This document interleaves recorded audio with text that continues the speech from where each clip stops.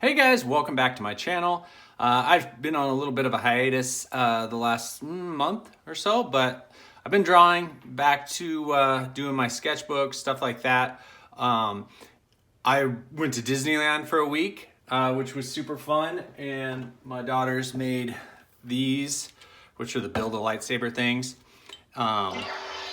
which was super cool. If you ever have the opportunity to do this, it was a lot of fun. So that was one thing we did. This is my daughter Elena's Emery's lightsaber that she made, and then my daughter Elena made this one, which is pretty awesome. So that was a really cool week.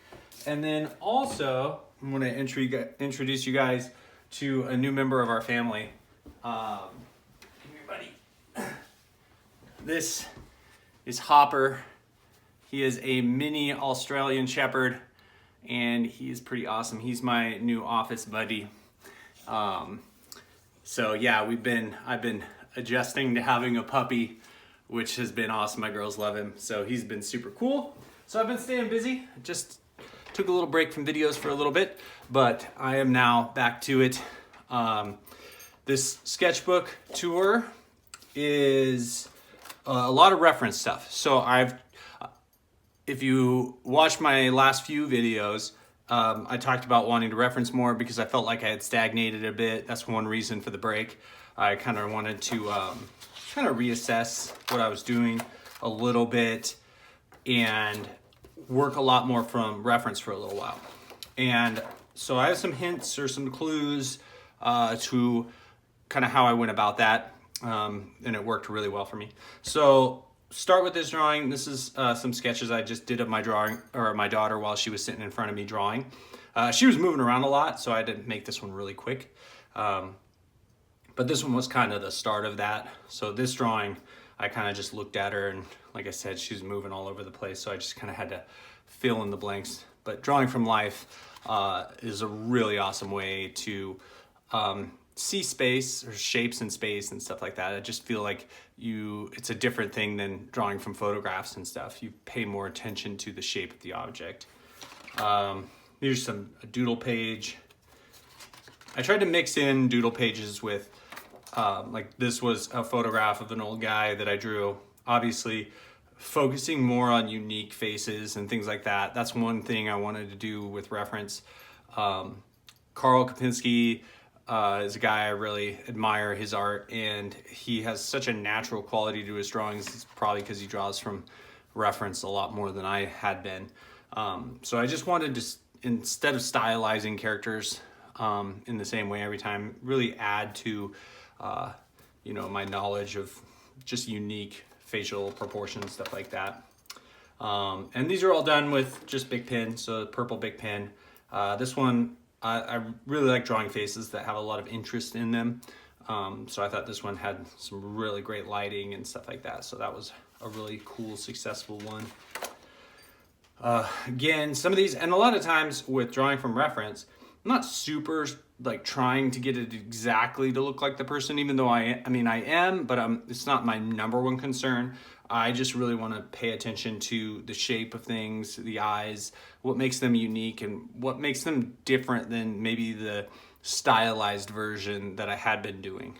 One interesting thing is, like you can see on my eye, like when your eye, this line right here, a lot of times people skip over that. They just do the thick eyelash line.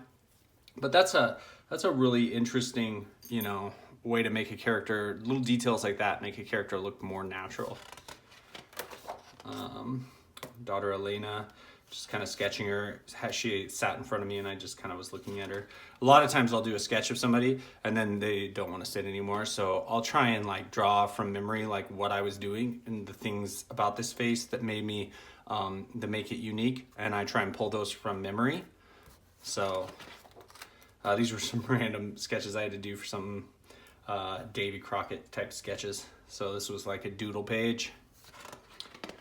So this is the start of, so if you go to ArtStation, they have great resources for poses and stuff, like studio poses, and they do all kinds of like figure studies, with photography and stuff. So it's what I've been using a ton of for reference photos and things like that. Just so I have a lot of different bodies and clothing, and you can get like anything on there, castles and things like that. So I primarily just focusing on people right now, but that's a great resource for if you're looking for reference stuff. And they come with licenses, so when you buy them, they can range anywhere from 12 to 20 bucks, but you get like a license to use the artwork for your work and stuff.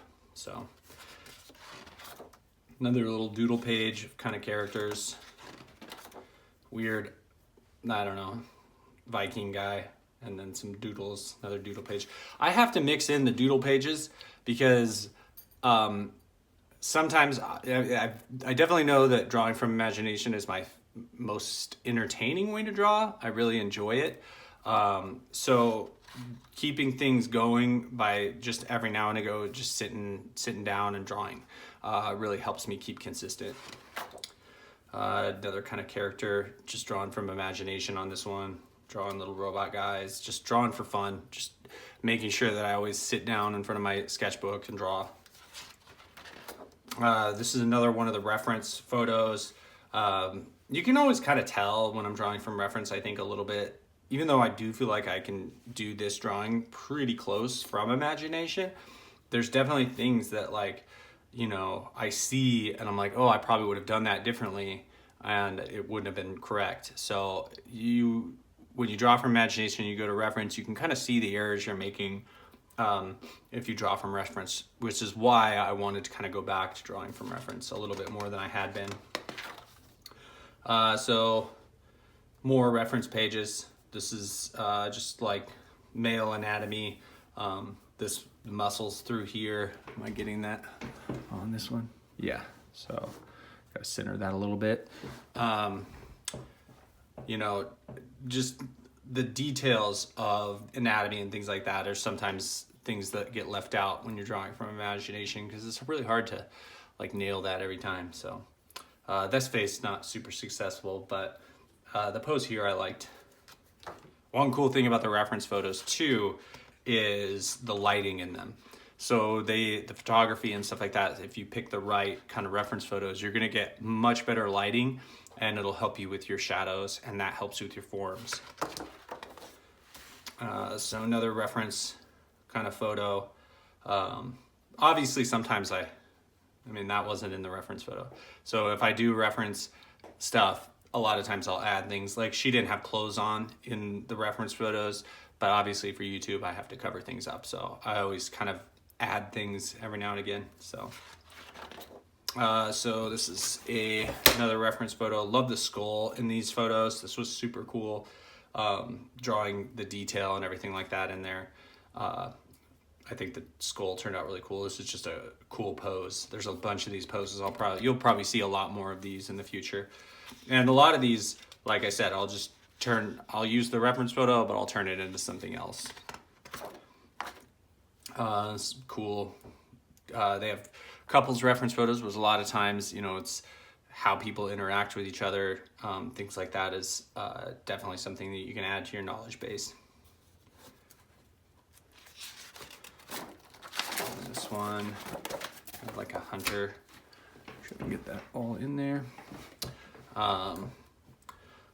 But yeah, I switched it up a little bit. I mixed in a little bit of the marker with some of these, but I tried to match the marker to the big pen that I'm using to make it monochromatic, but just cover a lot more surface area. I really like that effect. Gets you some really dark shadows and stuff that you can work with when you're doing stuff like that. So I feel like that's a really cool thing that I'm gonna kind of keep using going forward. And I think that's it for sketches. Yep, that's sketches. I also want to show you guys these. I have videos for these. I filmed these. But these are comic book covers that I'm going to be putting for sale on my website. I buy the blank cover comics, which I'll show you real quick. So like this cover this is what it looks like. It's just a blank white cover, but it's got drawing paper on it. I actually got 2 of these. So I have another one, but I'm gonna do Vampirella on the other one, and I did Red Sonja for this one. And I get these from my local comic book store, but I'll do a Guardians of the Galaxy. I have a whole box of these. I just haven't done them in a while. So my store, my website, I'm going to be changing that around. I'm just going to be selling original comic book covers. So after you guys see videos of these pop up, you'll see the comic books pop up for sale on my website in the future. I haven't super decided on pricing yet. Generally, these sell for $100 to $150 in the comic book store that I sell them at. But I just wanted to give you guys kind of a crack at them because they always sell before you guys ever see them. So I'm going to be putting them on my website first, and then if you guys don't end up buying them, I'll sell them through the comic book store in the auction. So, but yeah, these were fun projects. I'm trying a little bit different style. I always kind of do different things. Sometimes I do pencil. Sometimes this is big pen and markers, which I really like, especially this guy's face just pops out. And I have a ton of different types of comics. I have Marvel, DC. This is just a random comic I had in there that has vampires, like tales of vampires in it. So I thought it would be fun to draw a vampire. And then this one, because I actually did a comic book cover for Red Sonja Mars Attacks, which I actually have some of those comics too, which I'll probably put available on my website as well for sale. But anyway, it's good to be back. It was a nice break. I'm wearing my black Spire Bay shirt that I got in Disneyland. That trip was super fun. Star Wars Land is so inspiring and just awesome. Super cool place. So anyway, that's the video, guys. Hope you liked it, and I will catch you guys later.